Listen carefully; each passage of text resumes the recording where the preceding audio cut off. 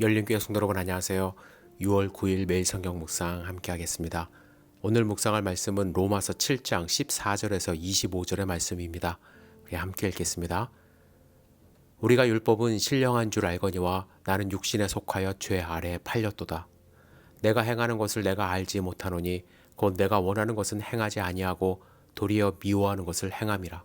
만일 내가 원하지 아니하는 그것을 행하면 내가 이로써 율법이 선한 것을 시인하노니 이제는 그것을 행하는 자가 내가 아니요 내 속에 거하는 죄니라.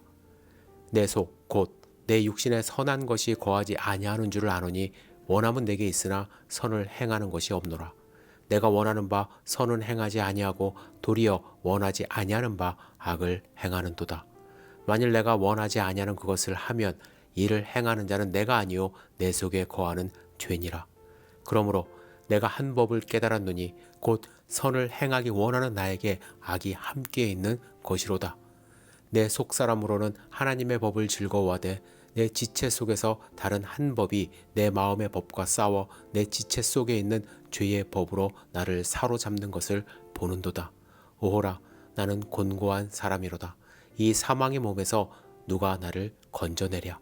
우리 주 예수 그리스도로 말미암아 하나님께 감사하리로다. 그런즉 내 자신이 마음으로는 하나님의 법을, 육신으로는 죄의 법을 섬기노라. 아멘. 우리 안에는 두 개의 법이 있습니다. 하나는 하나님의 법입니다.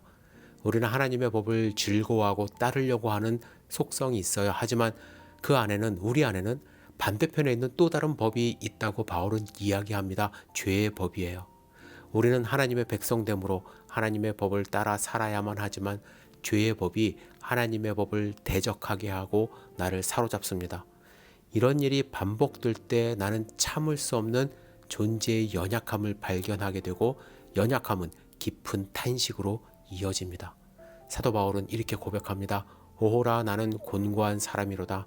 이 사망의 몸에서 누가 나를 건져내랴. 여러분, 바울의 이러한 고백에 대해서 어떻게 생각하시나요? 아니, 선교사가 어떻게 이런 말을 할 수 있지? 죄의 법이 사로잡는다고? 이런 생각하십니까? 아니면 맞아, 나도 그래. 나도 죄의 법에 사로잡힐 때가 있어 라고 동의하십니까? 여러분, 하나님 나라가 완성되면요, 우리는 완전한 몸으로 부활합니다. 그때 우리 안에 죄가 완전히 사라져요. 하지만 지금은 우리가 육신을 입고 살지 않습니까? 육신이 약해요. 그리고 악해요. 그래서 죄로부터 완전히 자유롭지 못합니다.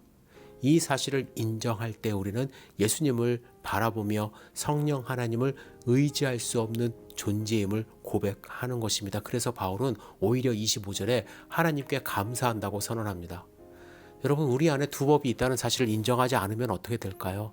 어떤 분은 하나님께 실망하여 시험에 빠지게 됩니다. 여러분, 우리가 예수 그리스도를 영접하고 성령 충만을 체험할 때 마치 신령한 존재가 된 것 같은 그러한 느낌을 받지 않습니까? 세상을 바라보는 눈이 달라지고 성령의 9가지 열매가 가득한 것 같아서 내 속에는 결코 죄의 모습이 없는 것 같은 그런 느낌이 들어요. 그런데 며칠 지나 보세요. 내 안에 죄의 성품이 꿈틀거립니다. 아침부터 짜증 밀려오고요. 사람들을 만날 때 사랑스러웠던 그 눈빛도 다 사라집니다. 세상을 다 가진 것처럼 풍성했던 마음도 점차 메말라가는 것을 느낍니다. 이때 마치 성령 하나님이 나를 떠난 것 같다는 생각을 하게 되면 하나님께 실망해요. 그리고 최악의 경우 하나님을 떠납니다. 반면 어떤 사람은요, 자신의 죄를 인정하지 않으며 회개하지 않는 삶을 살아가요. 왜냐? 거룩한 사람이라고 생각하기 때문에 내 안에 악이 있다고 생각을 안 해요. 그래서 자기가 하는 모든 행동이 그 자체가 의롭다고 착각하면서 살아갑니다. 하지만 내 안에 두 법이 싸우고 있음을 느끼고 비참한 가운데 탄식할 때 오히려 하나님을 바라보며 감사할 수 있습니다. 나의 연약함에서 오는 탄식에서 눈을 돌려서 하나님이 예수님을 통해 하신 일들을 바라보게 되는 것입니다. 우리는 완벽한 삶을 살지 못하고 실패를 계속 경험할 수밖에 없습니다. 죄의 범을 섬길 때가 많고요. 탄식을 경험할 것입니다. 죄의 영향력 때문에 괴로워하는 그런 시간들이 있을 거예요. 내가 원하는 만큼 섬길 수도 없고 바라는 것만큼 하지 못하기 때문에 나의 연약함으로 인해 낙심할 때가 많습니다. 그렇습니다. 우리는 곤고한 사람이에요. 비참한 사람입니다. 하지만 우리 하나님은 아니잖아요. 그래서 우리는 하나님을 의지해야 합니다. 하나님은 그 아들을 통해서 우리를 구원하셨고 우리가 하나님을 영원히 즐거워하며 기쁨으로 섬길 수 있도록 하시지 않았습니까? 우리는 이미 구원받았어요. 하지만 아직 완전함을 누리지 못해서 연약함으로 넘어지고 실패하지만 또한 비참함에 탄식할 수도 있지만 그러나 그날에 우리는 이 사망의 몸에서 벗어나 완전한 구원을 맛볼 것입니다. 이것이 우리의 소망입니다. 뿐만 아니라 우리는 지금도 그 구원을 이루어가는 삶을 살고 있습니다. 그 완전한 구원에는 부족하지만 하루하루 하나님을 바라볼 때 조금씩 경험할 수 있는 것입니다. 우리 이러한 연약함을 함께 고백했으면 좋겠습니다. 여전히 죄의 성품 가지고 살아가지만 연약함 속에서 하나님을 경험하며 하나님께 감사하며 하루하루 여러분들 승리의 삶 살 수 있기를 주님의 이름으로 축복합니다.